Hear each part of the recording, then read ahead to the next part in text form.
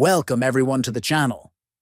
Today we will explore how to enable Hyper-V on Windows 10, a powerful feature that allows you to run virtual machines directly on your computer. If you want to use virtual environments for testing or development, this video will guide you through the process quickly and efficiently. First, press the Windows key and R together to open the Run dialog box. In the box, type Optional Features and then click OK to proceed. Next, a Windows Features window will appear. Scroll through the list carefully and locate Hyper-V.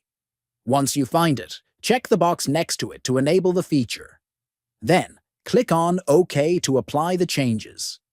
Windows will start installing the necessary components for Hyper-V, and this may take a few minutes. You may be prompted to restart your computer, so make sure to save any work before proceeding. Finally, after your system restarts, Hyper-V will be fully enabled on your Windows 10 computer. You can now start creating virtual machines using Hyper-V Manager for testing, development, or learning purposes.